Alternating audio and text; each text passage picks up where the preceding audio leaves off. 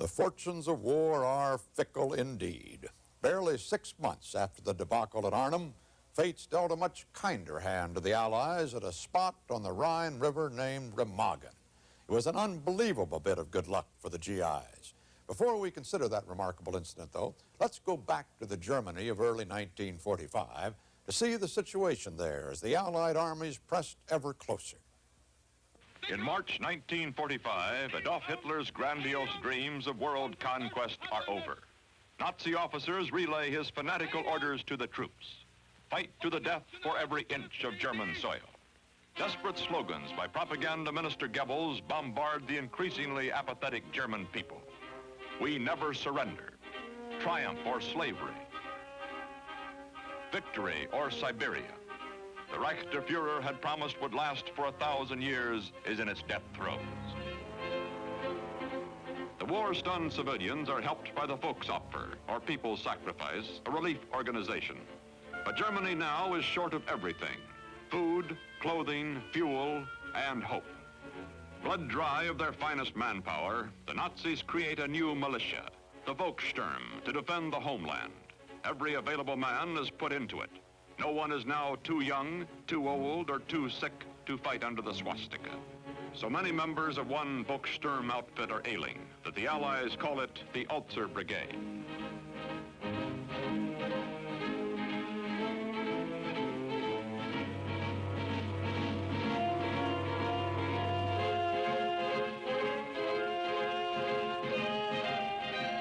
This is the Rhine. Beautiful, legend-haunted, and a vital waterway to Nazi war factories. Hitler orders it held at all costs.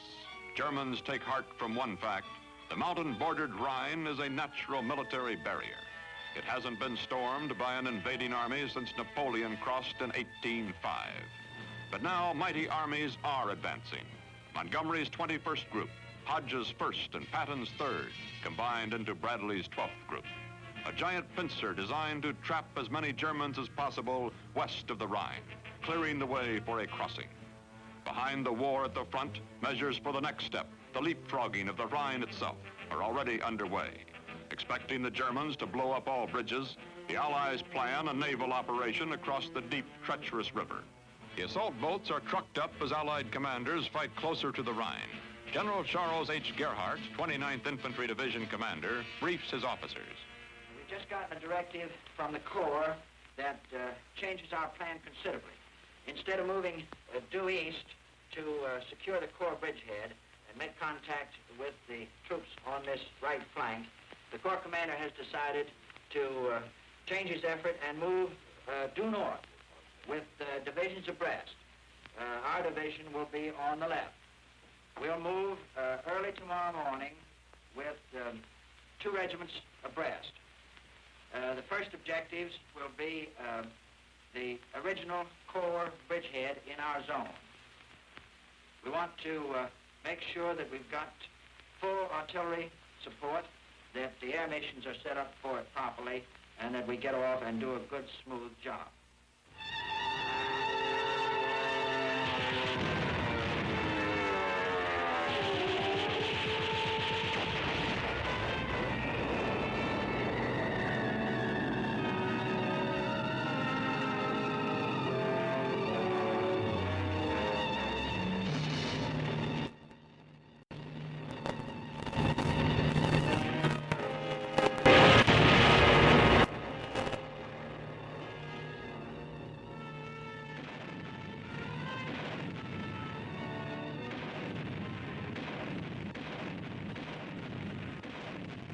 Tanks and doughboys advance under a metal cover of artillery fire. In one day, the Allies hurl 500,000 shells against a single enemy division.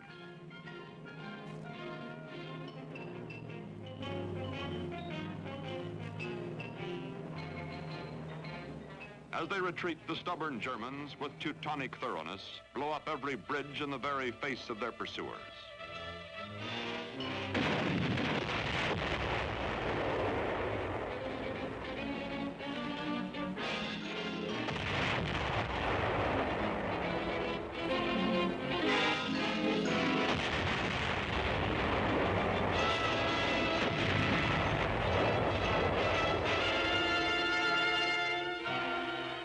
Convinced the Nazis will leave no bridge standing, the Allies order their own planes to bomb the bridges to cut off the retreating Germans.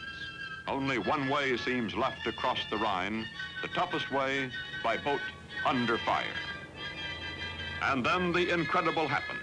At noon on March 7th, 1945, standing on the heights above Remagen, our troops look down on the blue dark Rhine and see a giant railway bridge still standing. The GIs move cautiously into the town, going cat-like from house to house, street to street.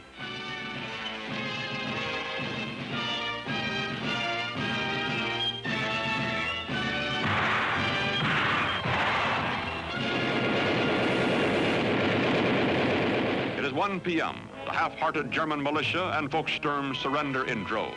The real prize, the bridge itself, is in sight now, but its capture seems hopeless. When will they blow it up?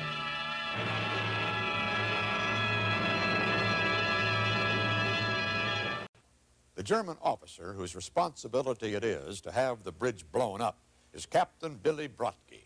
After the war, he'll be a school teacher in Germany, but on that critical day in March 1945, he's the man in history's spotlight. He will give the order to detonate the bridge.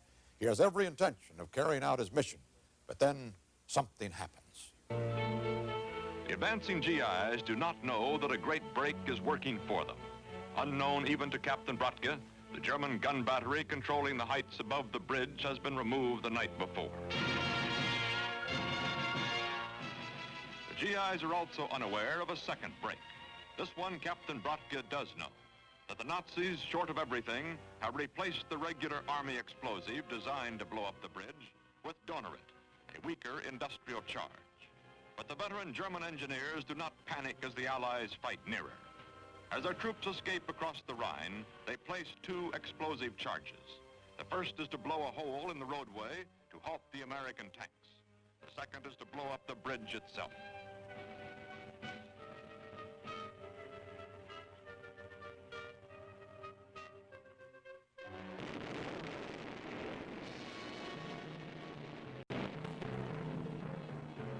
The first explosion blows a 30-foot crater in the roadway.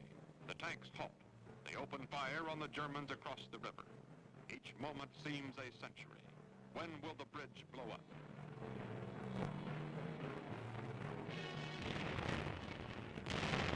Now at 3:15 p.m., Captain Brodtke barks the most important order of his military career. Blow up the bridge. Nothing happens. Again he orders, blow up the bridge. Still the bridge stands. An American tank shell has miraculously cut the cable leading to the explosive. Neither side knows this. It is 3:20 p.m. At 3:25, turning tanks of the U.S. 9th Armored Division are piling up on the west bank of the Rhine. The puzzled GIs do not know the German attempt to blow up the bridge has failed. They wait, tensely, wondering, when will the bridge go up? The frightened Germans now have only one hope left, an emergency demolition charge. A sergeant is sent out to light the fuse. He does. It is 3:30 p.m.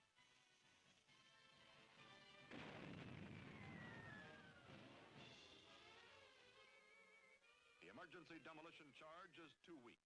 The bridge, shaken by the explosion, still stands. Fearing a German trap, the GIs take a long gamble, sprint across under fire. At each step, they feel a year older. This is a toll bridge, and the toll is death.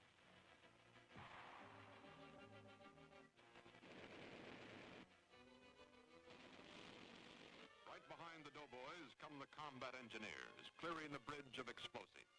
It's a lonely job up there on Bullet Boulevard, the sky above, the Rhine below. And the engineers still fear the bridge might blow up under them at any moment.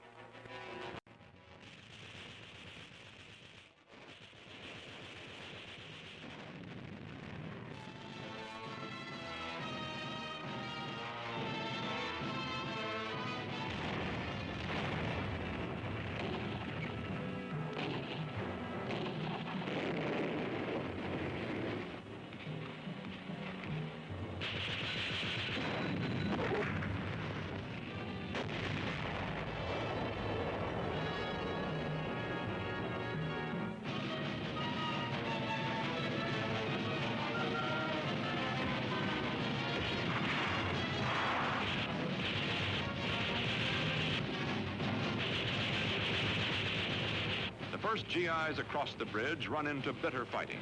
They storm up the heights, then lob hand grenades at German defenders cornered in a railway tunnel below. It is 4 p.m.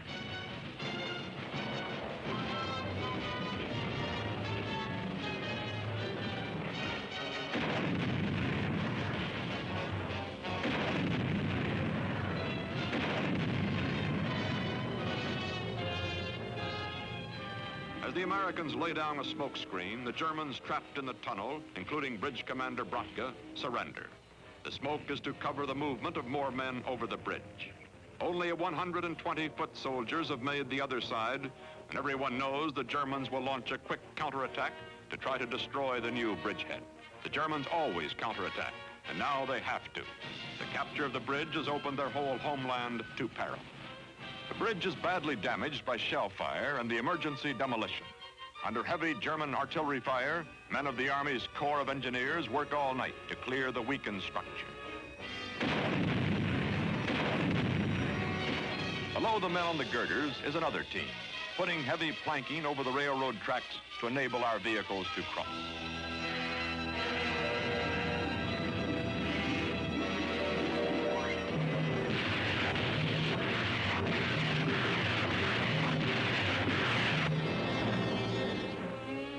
It is morning, and the bridge that was the pride of the Rhineland now is an enemy spear thrust at the heart of the fatherland. By the dawn's early light, hundreds of tanks, jeeps, and guns, thousands of soldiers, thunder across the trembling bridge through a gauntlet of shell fragments. 8,000 will cross in the first 24 hours.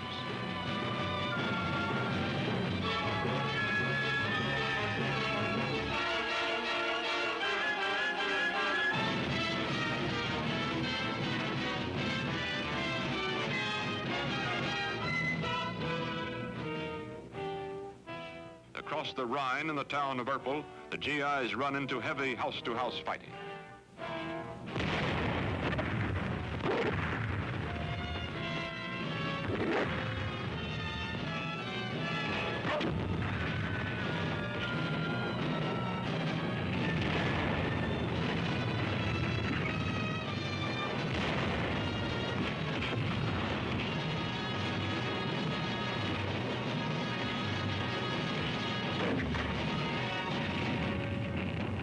The faces of German prisoners mirror a nation's numb despair.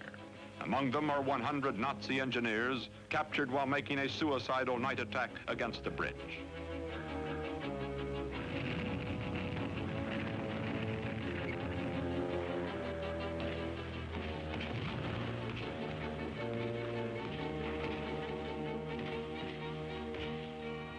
The battered Remagen bridge cannot handle the tidal waves of arms the Allies rush to the Rhine. Engineers work around the clock to throw 2 more bridges across the swift-flowing waters. A treadway bridge is completed in 32.5 hours, a heavy pontoon bridge in just 29.5 hours.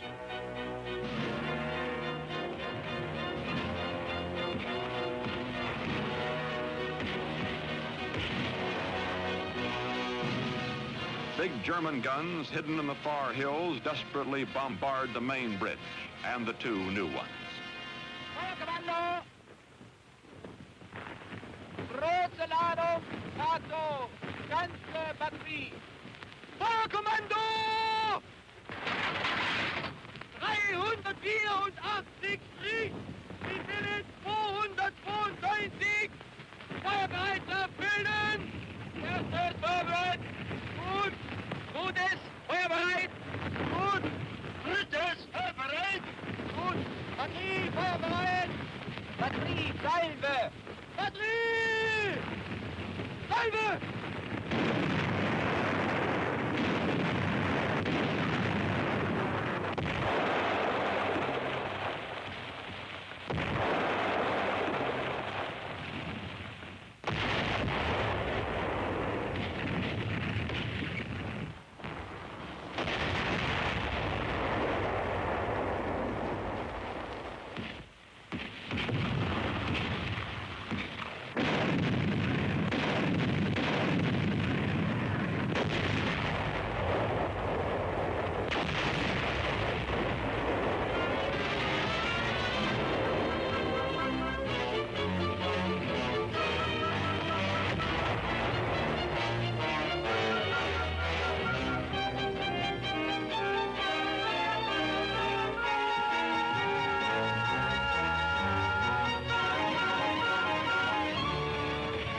a new weapon enters the battle.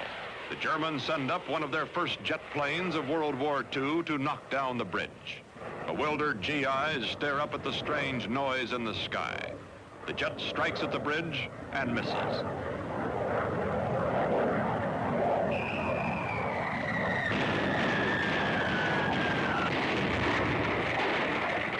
Conventional German planes are even less lucky.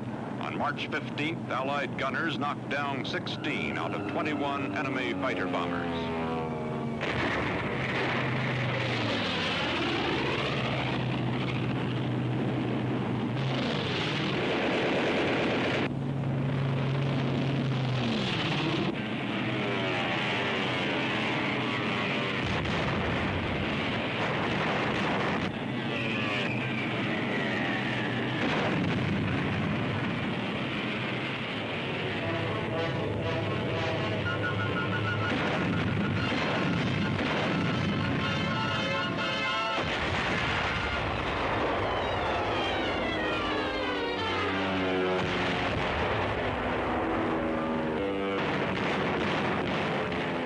After the Luftwaffe loses its feathers, the German High Command turns to weapons that cannot be intercepted.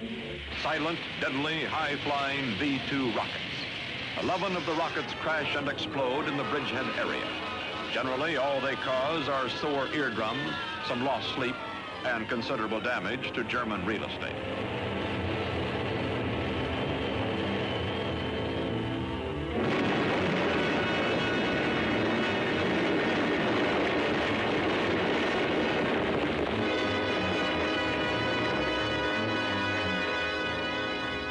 The heavy action continues as the divisions roll, dry-footed across the Rhine. The MP platoon alone suffers 80 casualties during the action, becomes one of the few such units to win a distinguished unit citation in World War II. A furious Adolf Hitler orders a drumhead court-martial for everyone connected with the loss of the bridge. All but one man are convicted and shot. Navy landing craft, which had figured to carry the brunt of a combat invasion, are used instead as troop ferries. Their slogan, join the Navy and see Germany.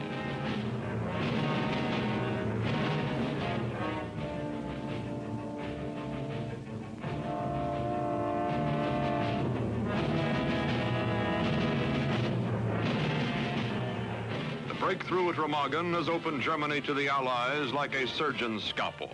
In other areas, the Rhine still has to be breached in numerous crossings. Tough, bitter crossings under heavy fire. But the spearhead at Remagen marks the beginning of the end for Nazi Germany.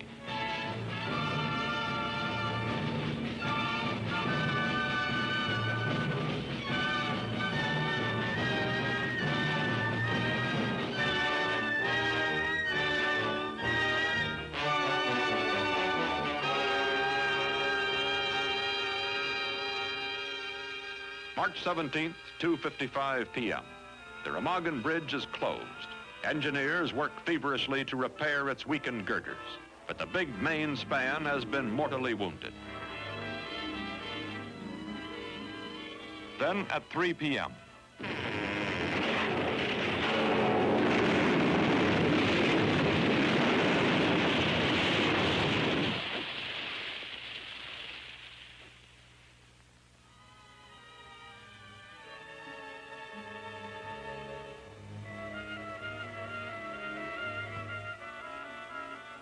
the bridge collapse comes without warning.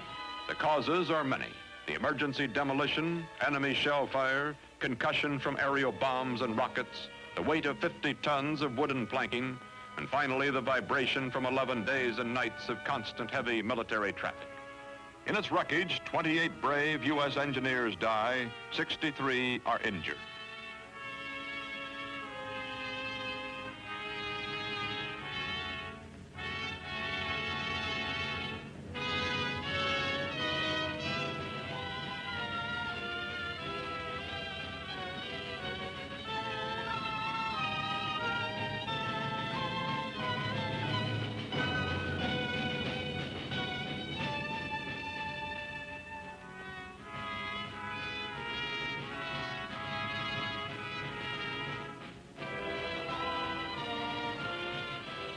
Adolf Hitler knew what his loss of the bridge meant. 2 bridgeheads sealed the German fate, he said, one in Normandy, one at Remagen. Later, General Eisenhower said of the bridge capture, "For me, it always typified one thing, the dash, the ingenuity, the readiness at the first opportunity that characterizes the American soldier."